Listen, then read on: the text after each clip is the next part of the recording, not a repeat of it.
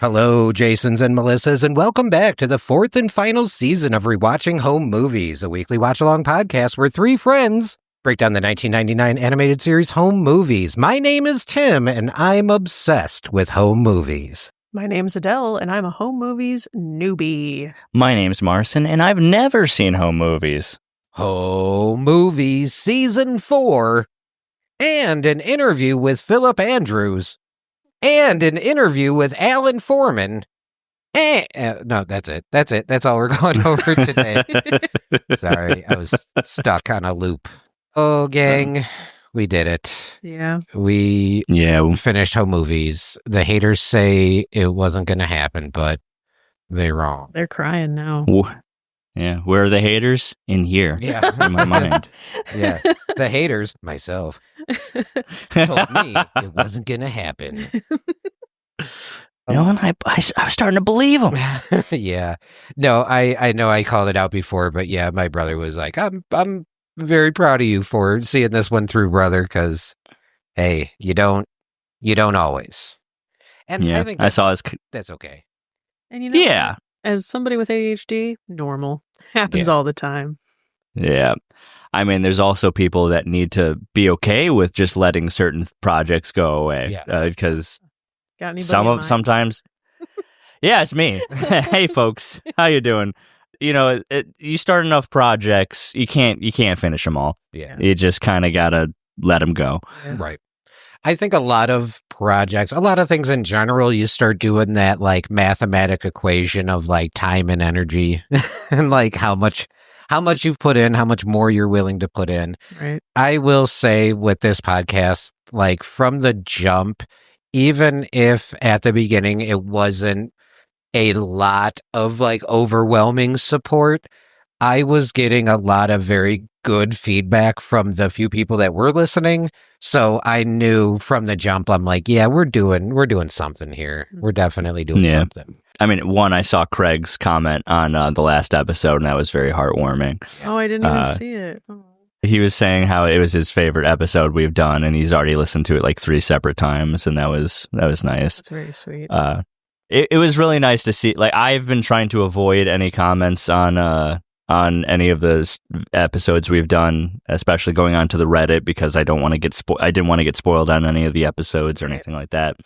But that last post that just like got posted onto Reddit, I'm not sure if you guys saw it, but like Tim sent us the screenshot of the post and how sweet it was, and it was very nice. It was very uplifting. It was, for me, it was kind of a surreal moment where I just kind of casually opened Reddit on my phone, and one of the first posts I saw just said like Rewatching Home Movies podcast, and I'm like, that's my podcast. For a second, were you like, I don't remember posting anything? Genuinely 100% yes, because, and I'm serious, if you Google like podcast about home movies or home movies podcast or Rewatching Home Movies, a majority of the things that come up in Google are me posting on Facebook or Reddit, like, I have a home movies rewatching podcast if you guys want to check it out. So, and then I don't know if you guys know this, but this is actually the second time that somebody has made a post on the home movies subreddit about our podcast. I vaguely remember the first time. The first time it was still pretty early on. I want to say probably like season 1 or 2. And yeah, we weren't stars. We were stars. We were having fun, you know? We were just having fun. Oh, we were so young. If we knew then what we know now. But no, somebody did post like, hey, did anyone see this home movies podcast? What do you guys think? And I think that that post, I mean, it wasn't like an overwhelming wave of negativity per se, but it wasn't exactly like, hey, this is great. I think that was the first time I saw the criticism of like, these hosts talk about themselves a lot. Uh-oh. And yeah, I remember feeling some kind of way about that, but I think of all the podcasts I enjoy and I listen to, and part of it is the content that they decide to tackle, but the other part is you just like the hosts sometimes.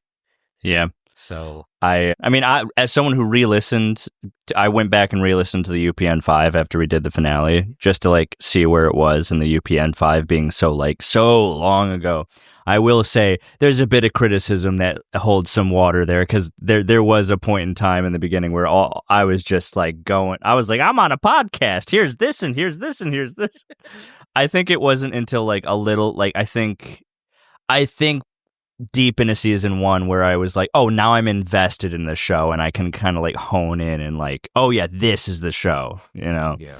But at the same time, like, it's okay. Yeah. We're allowed to talk about ourselves. Absolutely. We're people. I think so. And especially because my approach from literally episode 2, the very first episode with a creative corner, was, all right, gang, this is the established format.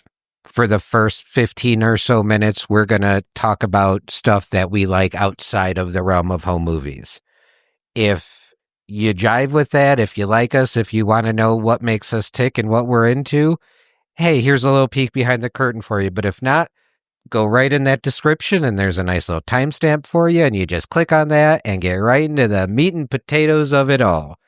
But with saying that, I have seen a lot of people saying they do like the Creative Corner segment. So yeah, for every one person who doesn't care about our personal lives, I feel like there are some that do. Right. And this is the thing. Even people who do listen to the Creative Corners probably, have skipped one or two. Sure. They hear me bring up another video game and they're like, I'm not into gaming. Next. So it is what it is. That's the thing.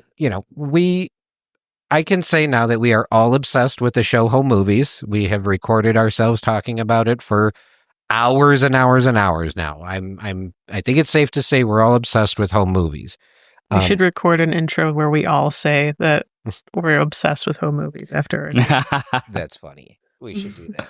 But and we say it all at the same time.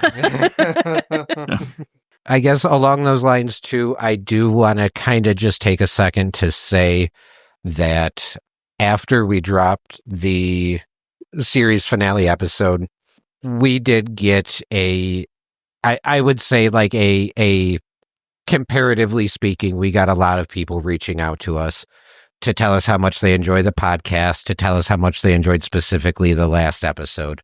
We've had 3 people who worked on the show Home Movies reach out to us to tell us how good of a job we did on the podcast and on the final episode specifically. It's wild.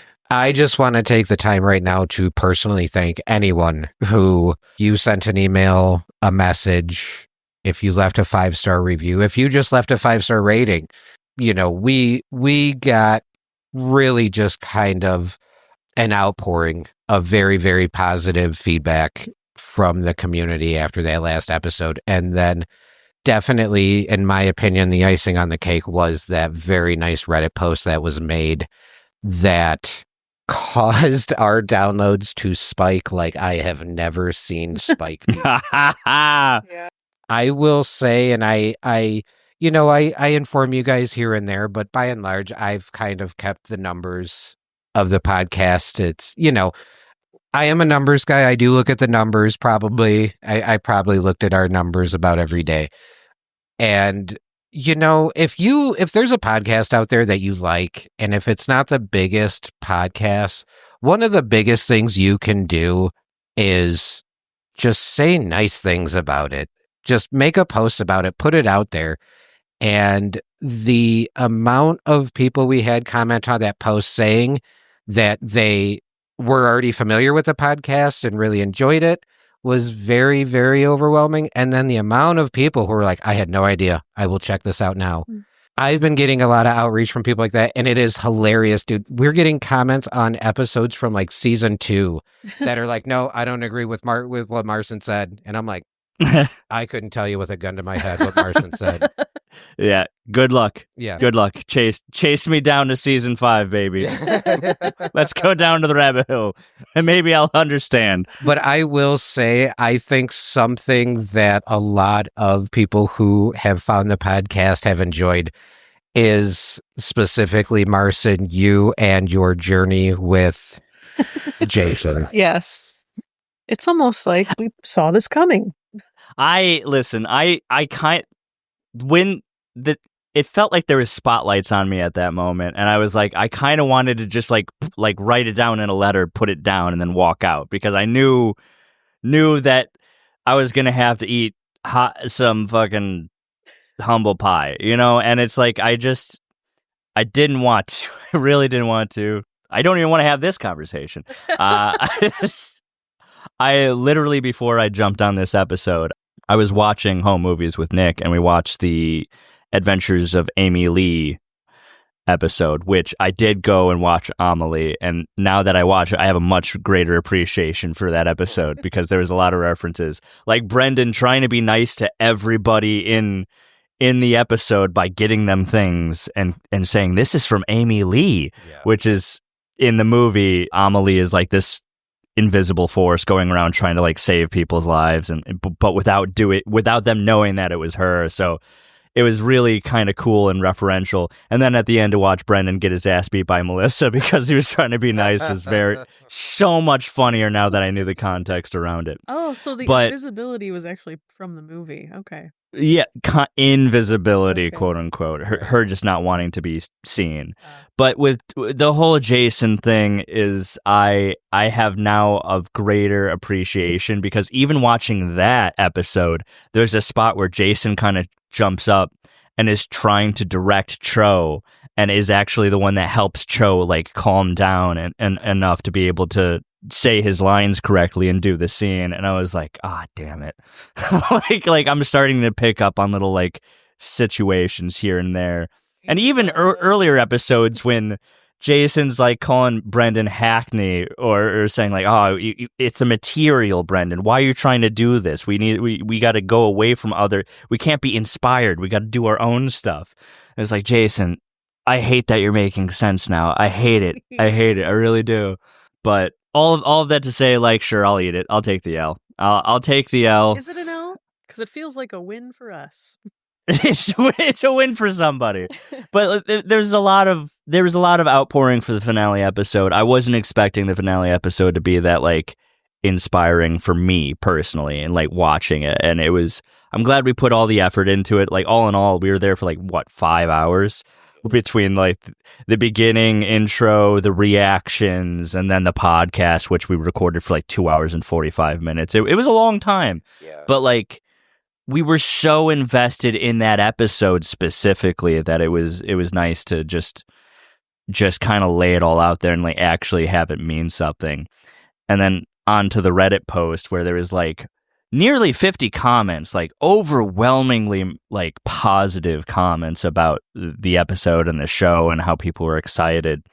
And then you keep scrolling and you keep scrolling and you keep scrolling and you get to the one comment that I just kind of I want to bring up. He hates it. I want to bring up the one comment. I do want you to bring it up because this was something that I've been thinking about literally from the first episode, and why the episode starts the way it does. Yes. So go ahead, and if you want to break this one down.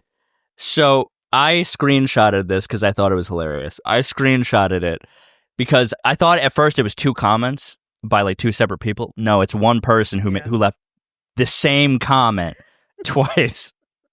And so the first comment is, I love home movies, as my post history might tell, lol. I listened to the trailer, only that, and they lost me. And then the next comment was, not gonna lie, gang, I love home movies and they have been posting for months. Didn't know about this podcast until right now, lol. Listened to the trailer, and at first 10 seconds we got ACAB. Laugh emoji. Lamau, politics in a kids movie show podcast. I'm trying to be nice. Don't. I just feel like, hey, brother, not that deep. Chill. It's also not a kids show. It's on Adult Swim. So I don't know. Hey, still love you anyway. I don't. Hope your life is good. Because I don't know. Thanks for listening to the trailer. Yeah. Got those views up for us, buddy. Thank you so much. Yeah. But what were you going to say? I was just going to say, that was actually one of the things that I'm happy was the first thing that people hear, because that's a big deterrent for a lot of the people that I don't want to be dealing with the content. Absolutely. I don't want them to comment. If that's what like shoos them away, good. That's fine. If you got hit at that wall like from the get-go, and it was like it's like a nice little like what's that thing called when you put pasta in and only the water goes out but you keep the nice pasta? Strainer, a siphon? Yes, that one of those things. That's what it was. It's just like now you can go away. And if that's what stopped you, good. Yeah. And on top of that, politics is in everything. Yep. Like politics is in everything. That's what politics is. It is about everything. Yeah. And like how life is hard and just a recognition about life and what is happening in the culture and time that you are there. It just matters, and you can interpret it in anything. And that's the show. It's us interpreting a bunch of shit in this show. And what is the dark side of the law? Well, the whole point of their movies were corrupt police officers. I feel like the fact that the only two real negative comments we've ever gotten is the fact that we have lives outside of this podcast that we sometimes talk about, or my silly little ACAB joke. Like, I think we're doing pretty well. I think out of all those things, I'll take them. It's fine. I'm not losing any sleep over it, and I think Marcin, you kind of nailed it on the head about it is kind of a strainer. It's a little test. Yeah. It's a little test. It's like, hey, are you going to laugh at us cracking an ACAB joke about 3 animated 8-year-olds? Because if not, maybe we're not for you. Yeah. But if you see like the multiple layers of irony of us calling animated children ACAB because they made a movie in their basement about cops. Corrupt cops, I Yeah. should say. This is a little trick I've learned from just doing stand-up comedy. There's a big thing with how are you going to start a set? How are you going to start a set to say, hey, this is kind of who I am and this is kind of what my humor is? And it's a test. It is very much a test. It is a test to see, are you going to be cool with this type of humor? Are you going to be cool with me? There's a lot going on in a first joke that a comedian chooses to tell when they get on stage. And for me, the ACAB cold open was exactly that, was just the tone setting first joke. If this is going to bug you, take a seat. This podcast ain't for you. Yeah. If you can get a chuckle out of it, then hey, welcome aboard. Yeah, and just to put a little button on it from my perspective of someone like who has made content for a long time, my biggest worry has been like my biggest want, which is I want people to actually enjoy and like engage with the content I create and I make. However, if the wrong people see it and I start garnering a following of shitbags, I don't know how I'm going to deal with that, and I would want to blow up whatever content I'm making. So it just that leave you at the door. Yeah. Yeah. It's not getting better from here. It's Right. Now, on kind of the flip side of that, we received an incredibly nice email, and this is one of the ones that I did screenshot and I sent to you guys. And this one came from a gentleman who, and you know what, guys, I'm going to have to take 100% responsibility on this one. He had heard about the podcast a long time ago, and when he searched it, he found an old, like, I think it was like a Podbean RSS feed with like 2 episodes on it. Yeah, I remember when I remember that was actually a conversation we had earlier in the first season. Yes. And thank you for saying we, even though it was completely me who fucked that up. So this he found the RSS feed that had only had 2 episodes on it, and he assumed that we had done 2 episodes and then abandoned the project. And that kind of gave him pause as far as like, well, probably not even going to bother with the 2 episodes because of the posts on Reddit, he realized that something had happened and he was able to find the actual feed with all the episodes. And for him, it was kind of like, I mean, it is exactly that. You finding something you love and being like, "Oh, there's 4 seasons of this for me to consume at my own pace."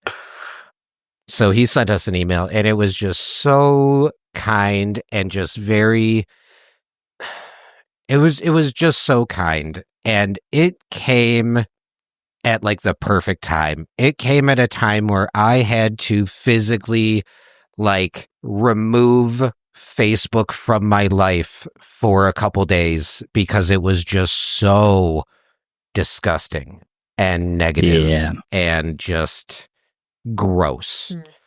And to get an email that was so kind and positive and personal when all I had been seeing out there was just vile hate and divisiveness and all this, it just, man, I don't think that gentleman knows like how much I needed to read that particular email at that particular time.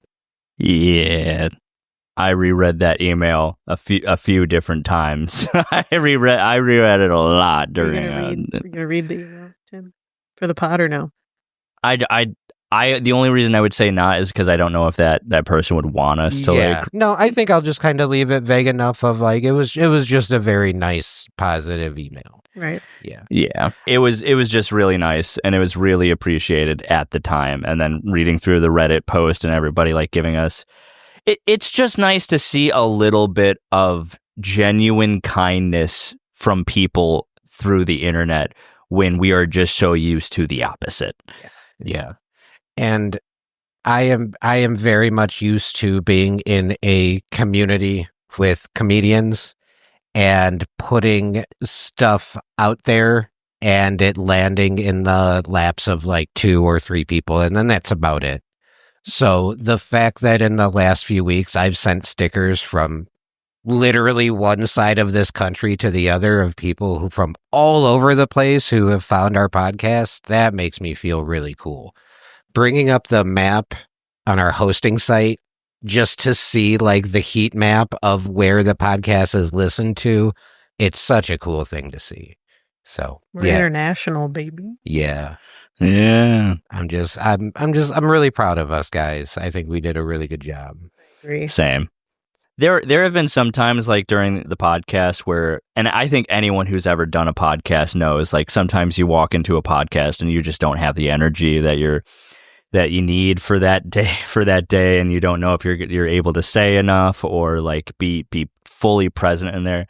And I've had those days where you guys have had like carry me through an episode. But I really liked the finale because we were all so engaged, and so like it was able to keep us just so excited and inspired. And that's definitely one of my favorite episodes we've ever done. So season 4, if we want to like turn into that, season 4 was a bit of a roller coaster. There is so. This, when I say this is not like a knock against the show in any sense. This isn't like saying like they went down in quality at all. I think the finale was perfect. I think it was probably one of my favorite episodes of the show, if not like my favorite episode of the show. Season 3 was so good. It was just like banger after banger after banger after banger. And then watching season 4, there is like a handful of episodes that I was like, oh no, okay, oh no.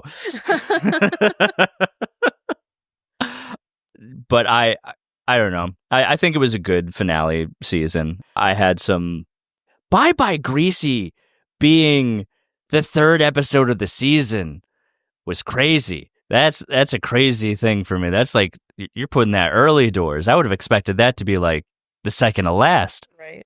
I mean, season 4, they really they came out of the gate super strong with Everybody's Entitled to My Opinion, followed by Camp, followed by Bye Bye Greasy. Like, those 3 episodes are so fucking good. And then you throw a Honky Magoo in there or a Curses, and you're like, oh, well, palate cleanser, I guess. Yeah. I definitely think, comparatively speaking to season 3, season 4 is definitely what I would call more peaks and valleys. Mhm. More like, whoa, this episode was great. This next episode made me feel uncomfortable. Oh, but this next episode was so good. But the episode after that. I will say the production value, watching the production value from season 1 to season 2 to season 3 to season 4, like season 4 definitely, like they stepped up their game animation wise. Even if like the storyline kind of was uncomfortable at times, like I think, oh God, was it Alan B. Foreman who brought up the camp episode that David Wong animated, that scene in the woods where he goes kind of he starts unhinged? hallucinating. Mm-hmm. Like that, to me, when that happened in season 4, because that was season 4 episode 2, it was such a stark difference from like anything in season 1, you know? Yeah. So as much as there's some episodes that weren't like on point in my eyes, like the animation style was still like levels above what they had before. Absolutely. Yeah, I think the first season had to stay so grounded in reality because there wasn't much more you can do at that time with the animation. Mm-hmm. But by the time season 4 came around, now you can have these crazy hallucination scenes. The scenes of their musical for Timmy are some of the most like well done. And I'm not talking like, oh, for Brendan Small's movie. And I mean like in the show, some of the most well done scenes ever. Mm-hmm. And yeah, the hallucination scene, all those, like they were just so, I think I use the term cinematic a lot in season 4. But it's a good term. It's a good descriptor. I mean, especially because that was the language they ended up going with. Like everyone entitled to my opinion, the way that they used the black bars for the aspect ratio when they were filming one of the scenes with that was Sopranos-esque, and how they kept doing like little spoofs here and there of like movies, trying to like reference them. And just like that, I think Phil Andrews was talking about like how much he learned about the cinematic language and how he wishes that he knew what he knew now, what he knew then, so he could actually like influence it into the show, because everybody was just running on like all cylinders at that point. I thought they were going to continue with it, and I wish they did, but it was still such a cool moment specifically for me was in the first episode of season 4 with just the little transition of the little like vaporwave thing that happened in between, like little transitions between shots that was kind of like the static of a VHS or something like that. I just thought that was a really cool detail. And maybe it's because it was the first episode, they probably had a little bit more time with it, but it was still so cool. Just those little tiny details that are just like thrown throughout the show. Absolutely. And one of the ones I didn't even realize was a reference until actually my interview with Alan Foreman, when I asked him about some of his movie, some of his favorite movies and like inspiration and stuff like that. And he brought up Fight Club. And he said, yeah, that episode where Paula's parents were getting a divorce. And I remember this scene comes in and it starts almost like on a cell and like pulls out of Paula's dad's head. Oh yeah. And he's like, yeah, that was like the transition in Fight Club. And I'm like, oh shit, I didn't even think of that. No, I was too busy thinking it was McGurk trying to like itch his inner ear, because we had already established that earlier in the episode. So I didn't even think about it from that aspect. I was just like, finally, we're going to understand why his ear itches. Nope. Nuh-uh. Sorry. Some things in life you don't get to understand. That's right. A lot of things. Yeah. A lot of things. I showed Nick, because we've been watching like the episodes that they're like still not caught up. I showed them Curses the other night, and the intro when it's Melissa and like she's got balloons in her bra, and Nick's like, those are nipples, because of the way they were pointed out. And she's like, do you want to check my butt? And Nick was like, I don't like this. I don't like this. Yeah. Yeah. So Curses. I would say there is more great episodes in season 4 than there were bad, obviously. I wouldn't even call the episodes bad that were like not my favorite, unless it's Honky Magoo. But that's a different story. It was a fever dream of an episode. And then Heart Smasher. I want to talk to the writers. I need to talk to the writers. I need to understand why McGurk's facts were that gross. And I just want to understand. But even then... Oh, I was just going to ask, was his pecs in Curses? No, that was in Heart Smashers. But okay.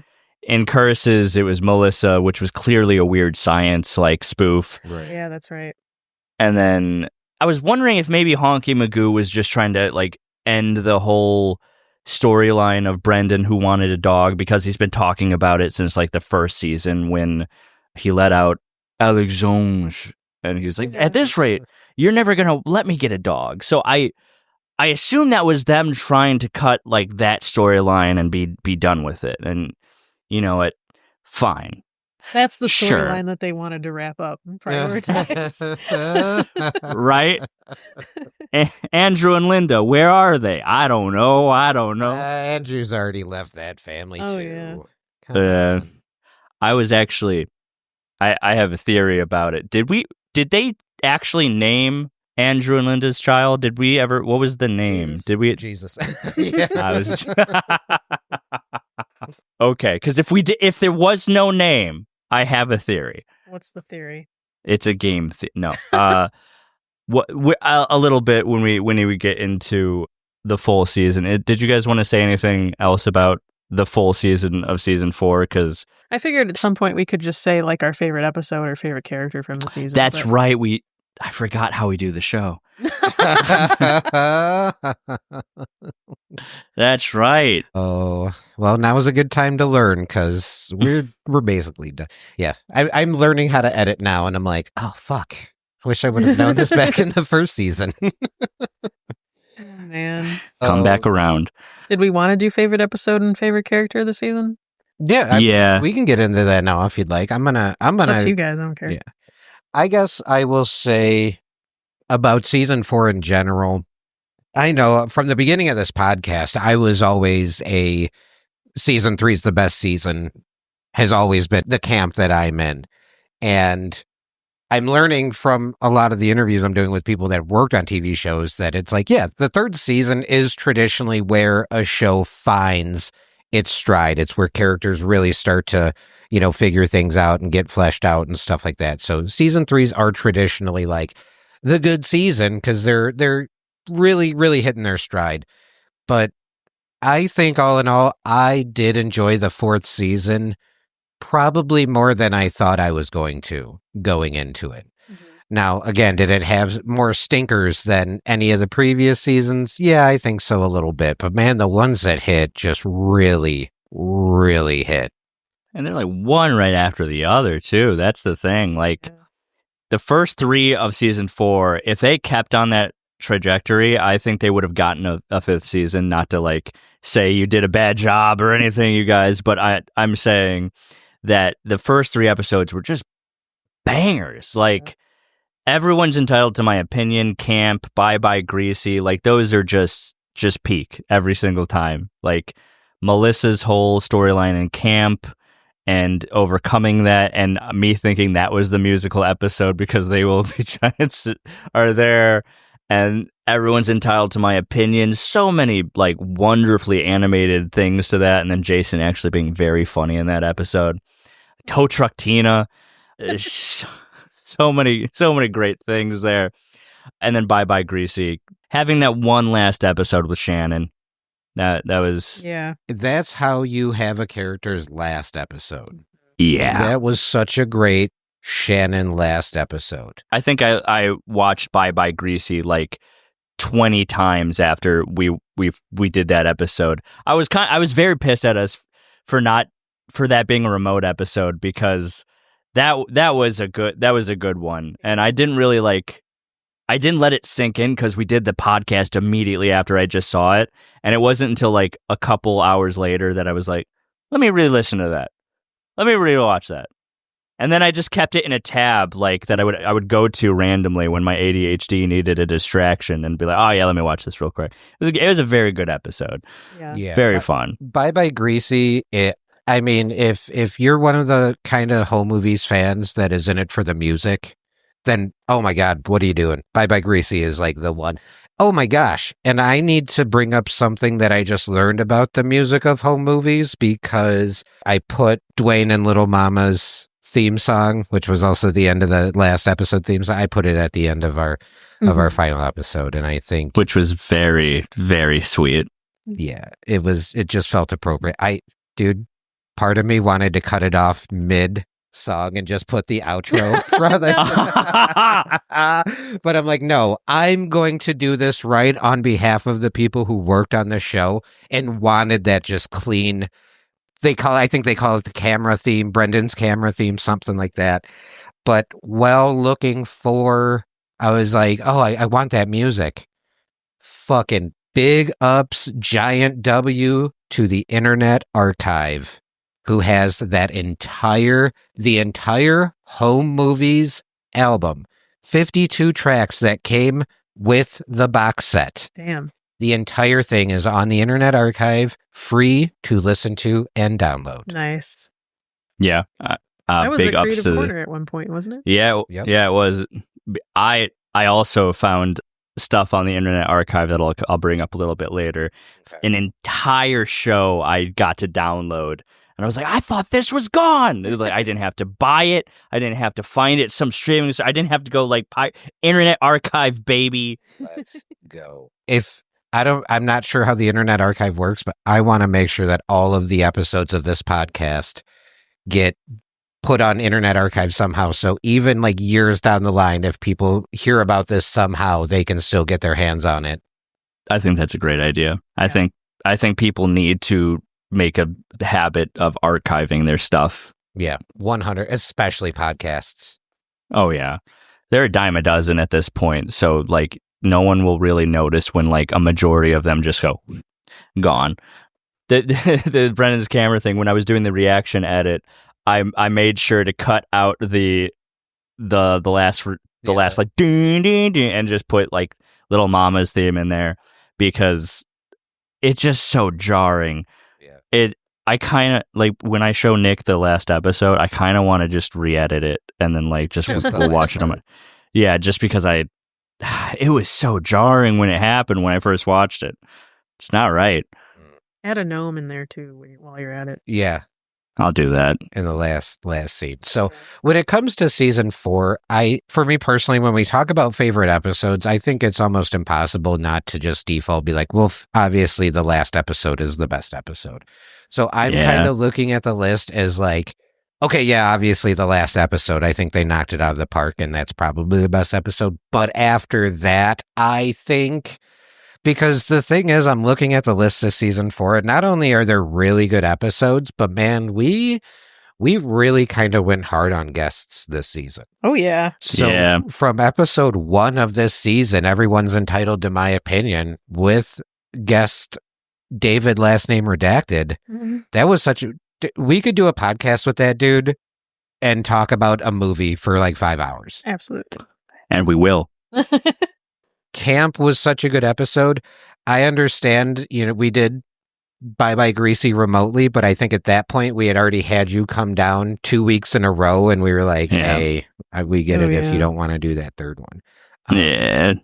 Yeah, Heart Smashers is whatever, but then we have Wizards Baker, which not only was a great episode, great music, but then that one was also a guest with, yes, Miss Amy Blaze. Yeah. We went to, there's a thrift store like literally right next to my house. Next time you guys come over here, I definitely want to show you. It's called Lost Eras, and it's filled with all of these different things from bygone eras. And every time there's like a big bin of swords, and me and Nick are walking by and we're like, swords. Swords. And then that screenshot of McGurk sitting there watching that being used by David San Angelo when he replied to your email. It's just too good. Just too good. Perfect. And then I saw that and I'm like, oh, that's awesome. I have to wait 2.5 seasons until you guys understand that reference. Psychodelicate was the episode with Fred. Not my favorite. Curses, and then Honky Magoo being back to back was a real like 1-2 gut punch. Psychodelicate was fun. I enjoyed that, and then also hearing that Alan Foreman is based off of the Busker. Yeah. That's really fun. Yeah. Fat go making my money back. So I have I do have a way of confirming this, but I feel like Alan is the first person we talked to who has been used with two different likenesses in the show, because he said the Busker was loosely based on him, but then the person who runs over Brendan's camera in the last episode is absolutely based off him as well. So I think he got a little twofer snuck in. His name was also the name of that one. The auditorium. The auditorium, yeah. Yeah, that's how we brought up the name Alan Foreman, and then he reached out to us. Oh, man. Thank God. That was a really fun interview. Yeah. After Honky Magoo, we had Those Bitches Tried to Cheat Me, which was another good episode with another good guest. We had Nick on for that one. And it was a good Mr. Lynch episode. I wish that was the last Mr. Lynch episode we had, but it wasn't. What was the last Mr. Lynch episode? Honky Magoo. Oh, that was the last one? Okay. Yeah. Well, no, Those Bitches Tried to Cheat Me would have been his last, right? Because Honky Magoo is 8 and Those Bitches Tried to Cheat Me was 9. oh, so it was. Oh, we win. We win. Been answered. I'd say for me personally, my favorite episode this season is a toss-up between Camp and Those Bitches Try to Cheat Me, for sure. Yeah. After Bitches Try to Cheat Me, we had Cho and the Adventures of Amy Lee, Definite Possible Murder, which I like the neighbor character Burley. Absolutely murderous. I implore you. Temporary Blindness is another classic one, I think. A very good penultimate episode. And then with the final episode being Focus Grill. Going through them like that, it's really hard for me to pick a favorite. Because like I said, I almost have to be like, well, Focus Grill and that's the thing. I can't even do like one and, like Camp. So fucking good, dude. Wizard's Baker, to me, is a classic. Like Swords and Spaghetti Time and just the Skunk Scouts. Bye Bye Greasy. Yeah. Like, how can you not have that in your top 3 of episodes this season? Those Bitches Tried to Cheat Me was so good. Like, it'd almost be easier to just tell you like the 3 episodes I didn't like. And it's not that hard to choose those. I think we all kind of... I'll just say it because I haven't even been dancing around it. I've been saying it this whole episode. My least favorite episode was Honky Magoo. Really? And I rewatched it with Nick too. Like we were going through it. I'm like, oh, which episodes haven't you seen? Because like we took a little bit of a hiatus. They're like, I haven't seen Honky Magoo. I was like, great, Honky Magoo. Let's watch Honky Magoo again. It is such a nasty episode to me because it is just not like no one's nice to each other. Like it's the worst version of Jason. It's just the friend breakup in the middle of it, and McGurk wasn't in it, and so there was no like. I mean, he was in it, but like he wasn't like doing much for it. Well, he was busy finding himself. Yeah, exactly. And I'm so glad he did. So, I'm glad we had the Zen gnome, and I just like also Honky Magoo just shitting in his bed, and then yeah, that was pretty nasty. Rough. Yeah, and then the animal abuse from Jason. I think the best part about it was Melissa just being like, "Yeah, no," just while she's in the hammock. Oh, he knows a thing or two about potatoes. Come on, let's do potatoes. Okay, all right, hands up. First hand up wins. I win. Yeah, I would say my least favorite episode this season was Curses. I think that one made me the most uncomfortable throughout. So, yeah. So I don't even those are like right next to each other. Yeah. Mm-hmm. Yep. That's one what I'm after saying. the other. 1-2. It's like punch. It's like the Renaissance Guitarmageddon, but opposite. Yeah. Exactly. All in all, a couple stinkers in the punch bowl, but all in all, really, really, really good season. I enjoyed it way more than I thought I was going to. So let's do this. Let's all choose favorite characters for Wait. this. What's up?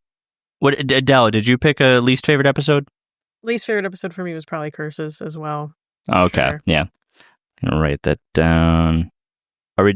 Did we want to do our favorite episodes, or did we want to jump into the characters first? I think my favorite episode is all of them except Curses and Honky McGee. My favorites are Camp and Those Bitches Try to Cheat Me. Those Bitches Try to Treat Me was the scene where he goes to the Driving school. and he has his blow up. Yeah, on your Yeah. such a good episode. Put Yeah. on your seatbelt. Jason's got a cute little crush. Come on. Put on Yeah. your seatbelt. I mean, my favorite episodes.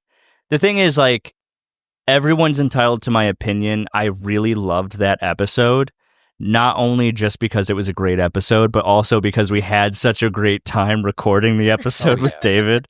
It was so fun. It was just it was great energy, and it was like first episodes of the season are usually like a really good time. So I enjoyed that. But I think Bye Bye Greasy, just like objectively, I watched it like 25 times afterwards. It was so, and I'll race, and he's just muffled, and everyone's in the background. So good. Brendan! Brendan. Oh, proud dad. And watching Brendan's face, realizing how everything has just been destroyed. Everything's done. When he's trying to feed Jason lines, and he's like, "No, you know that you," and he's like, "No, you know." The bush is getting closer. I know that you've been seeing Chip Brendan's character. That's my favorite episode for sure. Yeah, Solid. I get that 100%. But you said least favorite characters or favorite characters? Let's do favorite characters this season. That's a good question. Yeah, it was tough, but I think, I want to give mine to a character. It's not like, in every episode, I want to say my favorite character this season, somebody who came in, did their thing, and went out with a bang. My favorite character this season is probably going to be Shannon. Oh, hell yeah. Yeah. Okay. Coming into Bye Bye Greasy, kind of helping stir up the old shit show, and then bringing it home with a nice song halfway through the play before it was supposed to be over. But yeah, he crushed it. That's a great pick. Yeah, that's a pretty good pick. My favorite character is McGurk's beard. Oh, in Camp? In Camp, yep. I say bring back the beard. He should have had that the whole time. Yeah. He looks too goofy with the beard. I don't. I love beards, though. I think I'm just biased. That might be it. He reminds me of a mascot character from some, because of how capitalism had bombarded me with advertising. There's like a mascot character burned in my brain, and I don't know where it's from. It's like a Viking. And it's like, he reminds me of that with the beard. Also the neighbor. I really did also like the neighbor, the murder neighbor. Raymond Burley. Yeah, that guy. I just like when he was like going away around the corner, the way the animators just like rotated him like he's doing a cartwheel away. Just yanked him right off the screen. Oh, it was very good. Here's the thing. Murderous. I hate my wife. It's hard for me to like that episode because Adele came up with, or I can't remember who, but like one of us came up with a better ending for that, which is the ventriloquist being his wife, the dummy. Yeah. Oh, that's such a. Oh, I would have loved that. That's the. I hate my wife. Instead, he's just a guy who hates his wife, and she's probably dead. She never came back. Up to her neck in grease. Wait, I'm Greek. Oh yeah, Paula said that bunk ass shit. Yeah. Here's the thing, and I know what's gonna. My favorite character had such aura for the short time she was on the screen, and that was Tow Truck Tina. I was like, I can't even dance around it. I was so happy she exists. She just came in and she's like, yeah, let me just zip. Like she's McGurk's like, you know, right? I was like, McGurk, shut up. You can't say that to this woman. She knows. Yeah, I'm sure it's not the first time she's heard that. Yeah. She carried just such aura, and it was just like I was so happy she was there. So I like every time I talk about her, I just get so happy. I'm so glad she exists. Marston's got a poster of Tow Truck Tina in his room.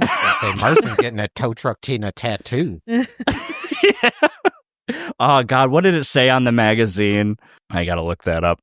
But yeah, she's definitely my favorite because if Little Mama was even tiny bit there, it'd have been a different story. But still, I wish they had brought Little Mama back just for like a little last episode treat. Yeah, I'm glad her theme was in the end, though. Yeah, it means a lot that she was there in spirit, even if it was just her theme. I do wish we had a little more Dwayne this season. More Dwayne, more Eric. Yeah. With Eric, you can argue like with Eric, like, oh, maybe Jonathan Katz, the voice actor wasn't available as much or whatever, but Dwayne was voiced by Brendan. I mean, what's your fucking excuse on that? Give the guy some backstory. What the fuck? Right. They should do a spinoff about Dwayne. I'd watch that. Well, funny you mention that because one of the comments on one of the last episodes on Spotify, it was a vote for do another show breakdown, and the comment was, perhaps you guys should do Metalocalypse and pretend that Dwayne grew up and started a metal band. I love that we have to pretend. Yeah. What's the main guy's name in Metalocalypse? Nathan Explosion. Ah. That's just his stage name. Its real legal name is Dwayne. Exactly. If you rearrange the letters, it spells Dwayne. You just have to spell it wrong.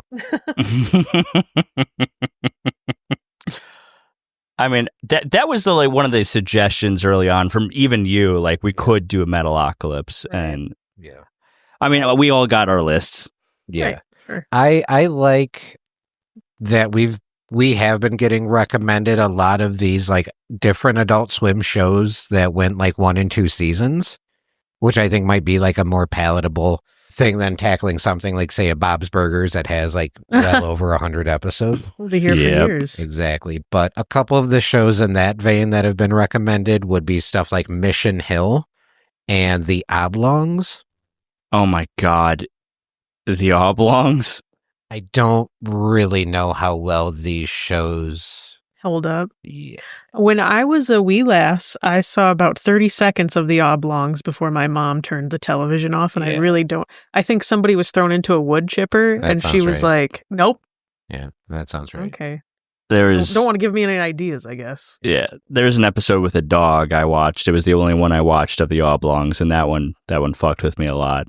But Nate loves The Oblongs. He's a huge fan.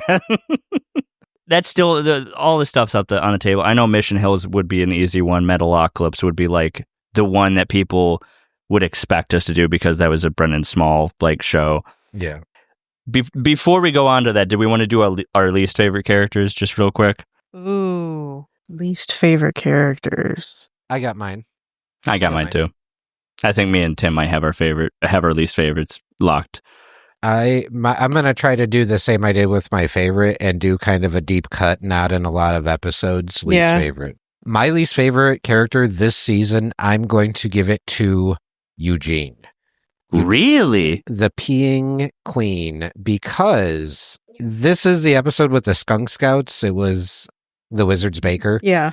That he got Brendan into the skunk scouts. And then remember, we caught in a background a very quick scene where he's peeing in a punch bowl. Yeah, he did. Now, you could maybe make the argument of when he pulled that practically joke to McGurk, you could almost make the argument of like, hey, McGurk was really shitty to these kids, whatever. But to just go to this open function and pee in a punch bowl that anyone, children, whatever, could drink? Nah. Can I one up you from the same episode? Yes. The racist in the wheelchair. There you go. Who wrote them a check at the end? And now I'm a racist because I didn't choose him. No, I don't think that's how that works. Yeah. Boss. I mean, I hate my character more than the racist in the wheelchair. Which character did you pick? Simon. Oh, Simon. Simon. Paula's Day. I forgot about Simon. Who cried when getting broke up with.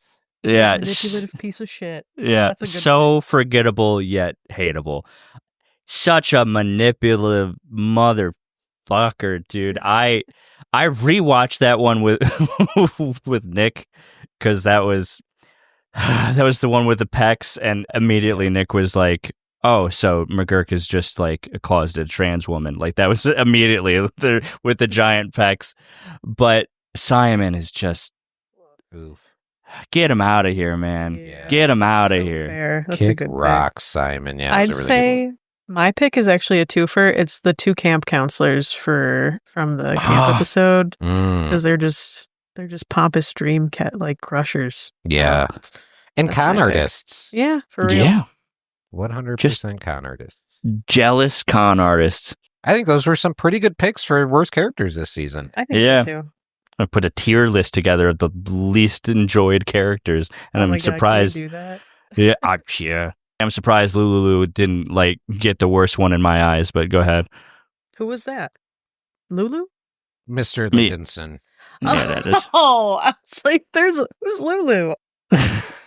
I just wanted, this all reminded me when you said tier list. We got a comment on the pre-episode, the audio version on Spotify.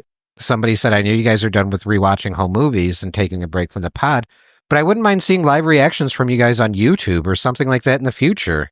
Interesting you say that.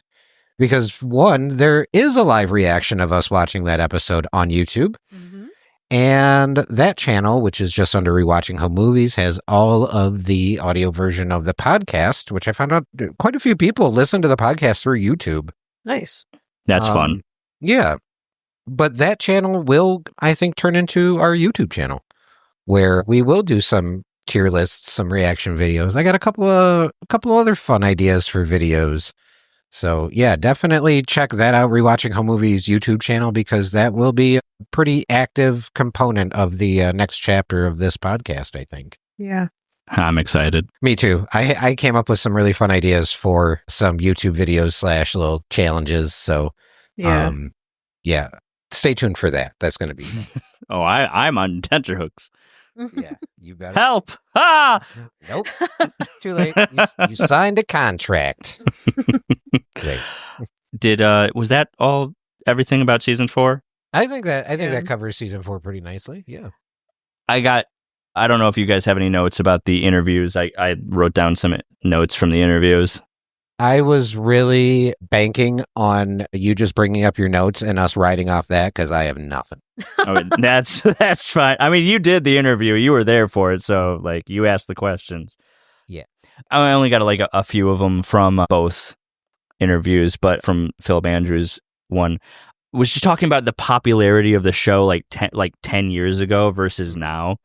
Or like when it first started versus now, and how like you even said that like the show is like even more popular now than it was back then, and how much of a cult classic it became.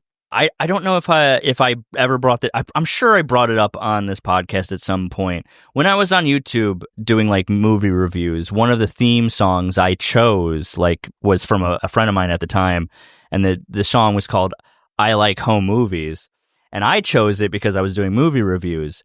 And my friend wrote it because he loved the show Home Movies. It's literally, I like home movies. You can watch them with me. And it's just about the show. It had nothing to do with like just like actual home movies. It was about the show.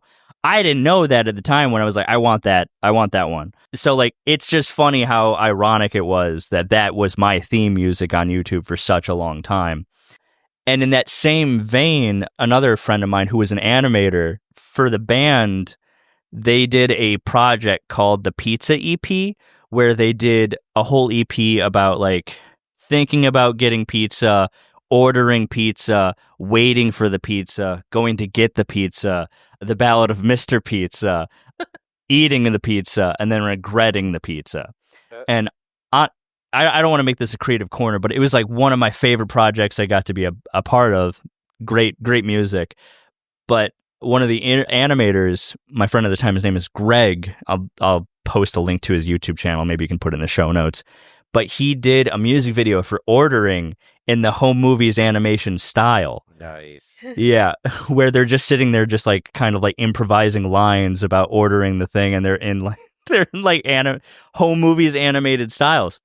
At the time when it came out, like which was like 10 years ago, I didn't understand. I didn't get I didn't know what they were doing. I thought they were just like, oh yeah, this is a fun animated style. It's just really interesting because these animators who were making that style didn't realize it, and then as time progressed, people fell in love with it and started being inspired by their own style and making it themselves and making references to it and making their own art about their art.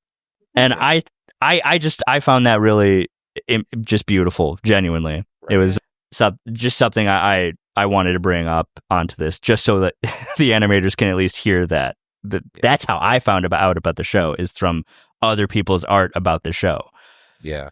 Well, it's so dope. And it's such a show that, especially at the beginning, like the animation style was something that you're like, I think I can do that. I think I can do something like that.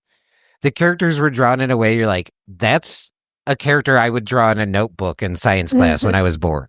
You know, like it was just so inspirational because it felt so obtainable. It felt like, oh, I feel like I can do that. So yeah, I can definitely see how it would inspire multiple different people to create multiple different forms of art, with home movies being the inspiration.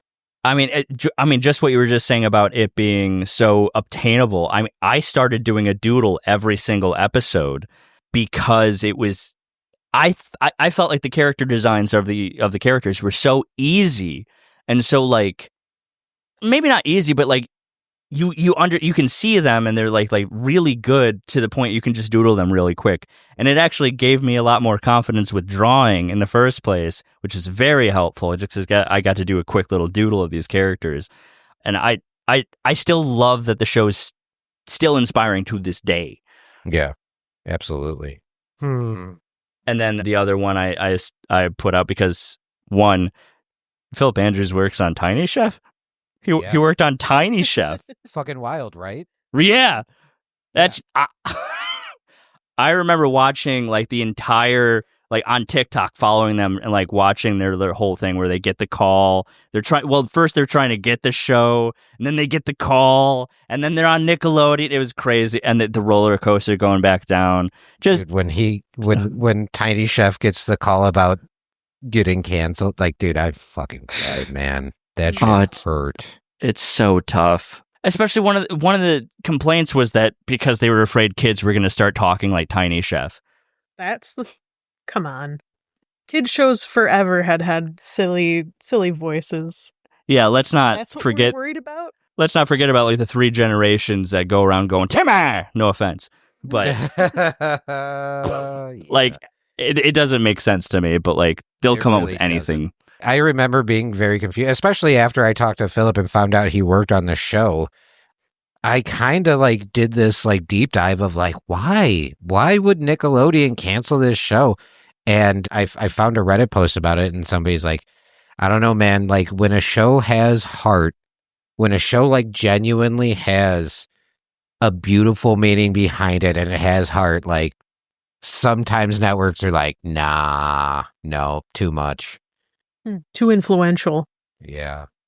There is this like worry that artists will become too precious about stuff. It's one of the reasons that for like Marvel movies or like shows that have IPs or anything that actually has fans, they refuse to hire fans of the actual content to do the writing because they will be too precious about it, and they won't go into a different direction to make their own thing. That's a thing. They refuse to hire anyone who's like a mega fan of something because they will be incredibly precious about the thing that they're making, which, you know, should be how it works, but not when you're trying to make money. Did you end up looking the quote up about Phil Tippett? Because Philip Andrews also brought that up. I got it here. Thank you. I hope this is the quote, because Phil Tippett, I learned, has a lot of quotes. But he says, In the olden days, producers knew what visual effects were. Now they've gotten into this methodology where they'll hire a middleman, a visual effects supervisor, and this person works for the producing studio. They're middle managers. And when you go into a review with one of them, there's this weird sort of competition that happens. It's a game called Find What's Wrong with This Shot. And there's always going to be something wrong because everything's subjective. And you can micromanage it down to a pixel. And that happens all the time. We're doing it digitally, so there's no pressure to save on film costs or whatever. So it's not unusual to go through 500 revisions or the same shot. Moving pixels around and scrutinizing this or that. That's not how you manage artists. You encourage artists, and then you'll get art. If your idea of managing artists is just pointing out what's wrong and making them fix it over and over again, you end up with artists who just stand around asking, okay, lady, where do you want this sofa? You want it over there? No? Fine. You want it over there? I don't give a fuck. I'll put it wherever you want it. It's creative mismanagement. It's part of the whole corporate modality. The fish stinks from the head on down, back on. Star Wars, RoboCop, we never thought about what was wrong with a shot. We just thought about how to make it better. I think that's the quote, and I think that's perfect. It's the same thing with everyone's entitled to my opinion. You have to critique it in order to make your job feel like it's meaningful. You have to find what's wrong with whatever it is. Yes. And this show that we love so much that we're literally taking so much time out of our lives to make a podcast about it was a show that I even mentioned it in the interview with Alan Foreman. If Home Movies was a show that was like noted to death by the networks, I don't think it would be as charming as it is. I don't think it would have the depth that it does. I just can't imagine if some corporate head was sitting over everyone's shoulder and saying, no, his nose can't be like that. Change this, move that. Like, we wouldn't even be talking about this show. No, we wouldn't. And that's the beauty of it, of just letting artists be artists. That's like hearing about Alan and the Nerf wars that went on. Yeah. That, come on, do that. Bring some fun in it. If you're gonna just bring in pizza and call it a pizza party, get it out of here. If we're gonna like not pay us extra, fine, give us Nerf guns. Give us something. Give us something to live for. Bring a trampoline in here, please, for the love of God. Yeah, I thought it was really interesting too, talking to Alan and him being the first one that actually gave me kind of like hey, a lot of people have told you like what it was like working on Home Movies, but nobody really explained like where it was like. So to find out all these stories took place in like essentially the basement of a warehouse, you know, I was just like, that is wild. That is like a perspective on all these stories I never even had. Yeah, because that's not what I was picturing in my head at all. Maybe. No. I kind of pictured like a whole set of glass windows and like a big old door that opened up and like there's octagon windows on the doors. I don't know. I imagine something a lot more majestic and whimsical in my head. I had cubicles in my head. There were cubicles involved. Yeah. Did it look like the Severance cubicles? Yeah. There's one set of cubicles in the middle. And it was all our favorites were there. But, there's a lot of talk about AI, which I won't get into because that was that was a heavy conversation, but I liked that Phil was like trying to give a hope to it and a nice spin and try to see what can be done to help the artists. It's still such a hard conversation to have, especially when I know a lot of people who are driving FedEx trucks right now, and it's it was not rough. Yeah, I very much appreciate him willing to have that conversation with me, and I can tell, you know, when you're in that kind of field, you have to have this.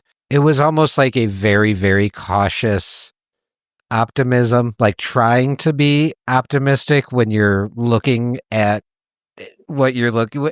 You know what I mean? When you look down the hallway and you're like, oh, that doesn't look good, but hey, this is where it's going, and this is what we're gonna do, and let's figure it out. It's got to be like there's a hope for a future. Like you have to imagine that there's a future in order for you to hope for the future, because otherwise we'll just go crazy. And it's so true. Like just thinking about everything with AI and just like the world. I like to imagine that we'll all get together and just go, no, and then everything will stop. And it just reverses, and then AI's like, you're right, we'll do the work, you guys do the art. It's like in a cartoon when you say sorry and all of a sudden everything, it's like, oh, he said sorry and now everything's good. Okay, let's go. He said he was sorry. But him comparing it to being on the boat and feeling the shark hitting the side of the boat, I think was a very accurate comparison. Yeah. Perfect for that on Jaws. Yeah. Oh, shit. And speaking of shark, Alan Foreman working on the Baby Shark movie. Yeah. I did not see that coming. That was a long list of things you've done there, Alan. I am need an intern. Listening to our podcast. Thanks. Yeah. You don't have to do that. But I'm glad you did. Dude, I will say, and I don't think I've said it yet, but I think it goes without saying, but I'm saying it anyway. Dude, Alan and Philip were two of like the nicest, coolest dudes I got to talk to. Everyone I've got to talk to has been like just so kind. So it was a very fun conversation with both of them. And I'm gonna do a little self-reporting here. My confidence going into the interview with Alan Foreman was very, very low. And I won't get into exactly why at this moment. We might get into it maybe later down the road, but my confidence levels were very, very low. And I don't know if you guys are familiar with this. It's a little bit of an older reference, but there was an old SNL skit with Chris Farley where he would interview celebrities and he would be so nervous and he would be like, hey, remember when you were in the movie and there was the scene where there was like the explosion, and the actor would just be like, yeah.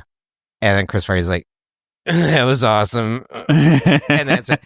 The amount of times I had to edit out after Alan like told me a story like, that's awesome. Like it was a good interview. It was a very fun conversation. Yeah, I really appreciate both Alan and Philip willing to not only talk to me in depth about home movies, but then going on these fun tangents with me, either about AI or playing musical shows and stuff like that. But yeah, my confidence in the interviews has been not super high lately. Well, it didn't show.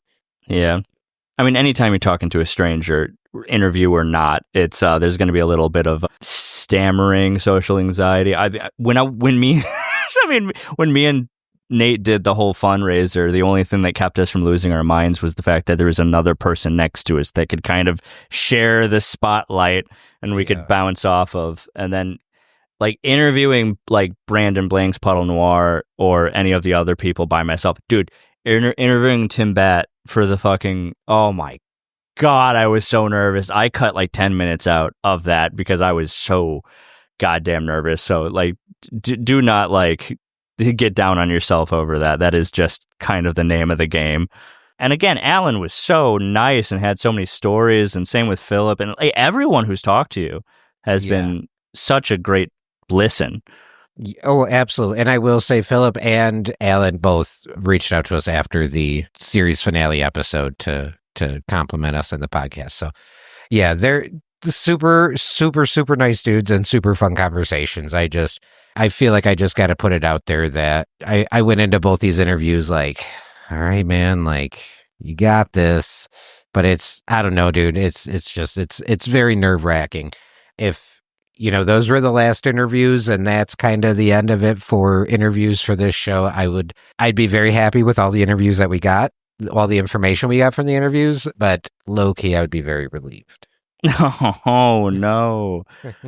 I'm very excited, to be honest, for the next interview, regardless of everything. I think it's going to be very interesting.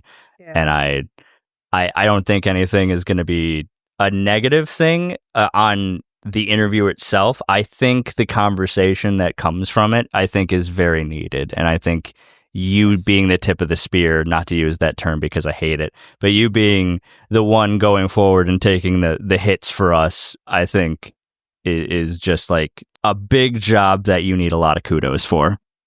I really do. I appreciate that. And I will say that, yeah. Well, we will be releasing our interview next week with Damon Wong. And that was a very interesting interview as well. So I'm very excited. Damon gave me a lot of very, very good information. I'll just say his mentality towards like home movies, and I think art in general, is a little bit different from some of the other perspectives I've had the opportunity to talk to. So, yeah. I think that adds to it regardless. I think it adds to it a lot. But there is like two more things I wanted to say about the interviews just real quick. Sure. One of the things that Phil brought up was like Damon Wong talking, like listening to the audio and it not being in the script when he was animating, but he just like heard it and did it, was when he was doing the crystals around McGurk while he's talking to Stephanie. I don't know if it's a term, but if this isn't a term, it's a term I've coined, like an audio mirage.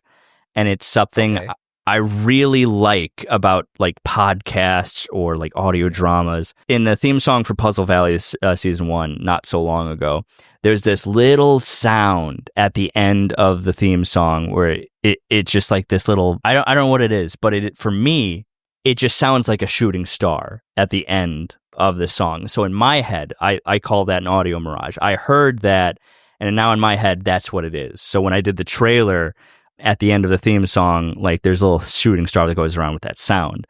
And I love that Phil talked about that, where you hear these things and you just kind of have to go with it. It's similar to when they were in Guitarmageddon, when like the voice artists were just there messing around with the instruments, so they had to put it in. I just wanted to throw that in there, that's a very interesting aspect of animators' job, is to listen and see what they can do with the audio and the ideas you can have around that, because even if it's not in the script, you can still mess around with it. Yeah. And the second thing, which is with Alan's interview, a very long list of things that he has done and participated in. My condolences to Speed Racer. I did watch that show. I'm so sorry. I looked it up on IMDb, especially after like I was editing the interview, and I was like, man, he hated that. And I looked it up and I'm like, oh. I'm looking it up right now. Yeah, it was on Nickelodeon, and I wanted to like it. I feel like they had a straight to DVD movie that came out when I worked at Blockbuster, or maybe it was like it was the show on DVD. But as soon as I brought up the art for that, it immediately like unlocked something in my brain. Yeah, it's fine. I don't know. I just remember being extremely disappointed about it. And I don't think that has nothing to do with Alan. I'm sure he did the best he can with what he had. Oh, he was very quick to be like, it was shit. It was absolute dog shit. Yeah. But then, one of the things he said, he was like, yeah, I worked on this show, Kappa Mikey. And I'm like, Kappa Mikey? He was on Kappa Mikey? For the rest of the show, or for the rest of the interview, I was just at work going, buzz, buzz, up and down, Mikey's come to town from the USA, lost in Japan. Hey, look out on the streets. Don't you see the man is Kappa Mikey? I loved that show. I have never heard of this show in my life. I'm looking at the pictures of it now. What it was on the second Nickelodeon channel. It was a weird thing. There was like two different Nickelodeons, and this the B shows of Nickelodeon. Oh, where Martin Mystery was, I was so fucking pissed about that. But Kappa Mikey's great. It's like a mix of all of these different animation styles in one show, and so there's the American Kappa Mikey who wins like this like contest to go to Japan and become the star of like this show that's happening there, and all of the like native Japanese actors there are in a different animation style than him, and it's a show about making the show, and so they're dealing with them on screen as characters, and then they're dealing with the actors off screen, and it's very fun. It's a very nice like slice of life, like but like wacky animation show. My theory was that maybe Andrew and Linda had this child and named him Mikey because he has orange hair and I'm not saying this is the truth, but hey, maybe this could be this. hey, I'm just saying, maybe this could be Brendan's, like, you know, maybe brother. Maybe he just grew up a little bit and went to Japan. I'm looking at pictures of it. I really like all the other characters are like in an anime style, but they're all like different anime style. Exactly. And that's really fucking dope. Yeah. So interesting. I think I'm going to have to check this out. Yeah. They even got like a little Pokemon like character, Pokemon spoof character. That's funny. Yeah, exactly. So when I heard that, I was like, Alan!